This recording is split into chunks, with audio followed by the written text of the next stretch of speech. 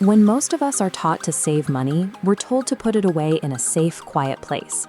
We treat our savings like water collected in a puddle, hoping it stays exactly as it is until we need it. But in the real world, things that sit still tend to break down or disappear.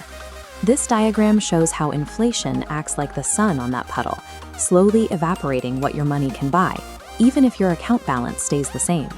To stop this loss, wealth must be kept in motion. We must build a river. This is the core of money physics. It's the idea that money behaves less like a solid object and more like a moving current. To grow your wealth, you manage the speed and the pressure of that current. In our modern economy, holding on to cash is like trying to hold water in your hands.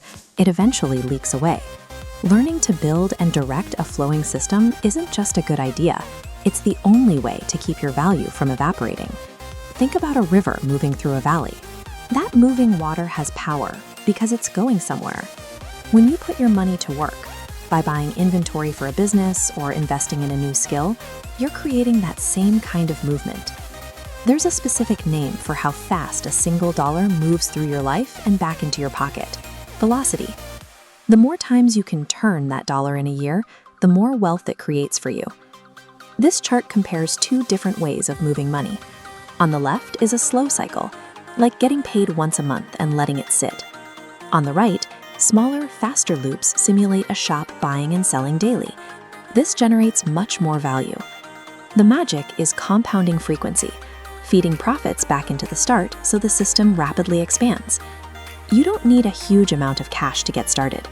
By focusing on how fast you move your money and reinvest the profits, those same few dollars can do the work of thousands.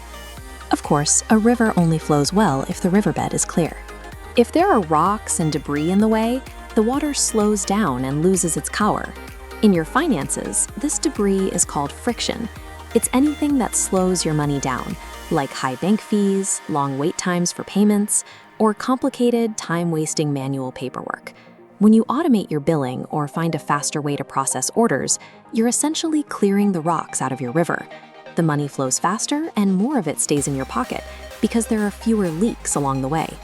Once the path is clear, you can add leverage. Think of this like using a pump or a gear system. By using tools like software or hiring help, you can move a massive amount of financial water with only a tiny bit of physical effort. This exact process is how you scale your wealth.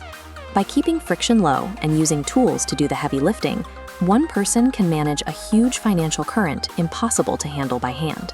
As we look at the whole world, the economy is really just a giant web of these moving currents. Money moves because of pressure. It naturally flows from where there's a surplus to where there's a high demand. If you have a skill that everyone needs but few people have, that pressure pushes money toward you. Some places in this network are high-flow nodes. These are industries like online shopping or shipping, where money is constantly rushing through in huge volumes. You can tap into this by spotting a gap, like finding something cheap in one market and selling it where people are willing to pay more. This is called arbitrage. By opening a small channel between those 2 points, you can redirect a portion of that high-pressure flow into your own system. You don't have to create wealth from scratch. You just have to find where the money is already moving and position yourself to catch a piece of the current. We can see two very different futures here. One person is trying to protect a shrinking puddle, while the other is maintaining a system that brings money in automatically. The first step to building your own river is to stop the leaks. Look at any cash you have sitting idle and move it into something that earns a return, so it doesn't lose value to the sun of inflation. Next, look for friction. Cancel those subscriptions you don't use and automate your savings. Every small fee you cut is a rock you've pulled out of your financial channel. Finally, instead of a piggy bank, you want to build a loop. This could be an automated online store, a set of stocks that pay you dividends, or an affiliate link. These are systems that keep money moving even when you aren't actively working. It doesn't matter if you start with $5 or $5,000. The goal is to get that first bit of capital into motion.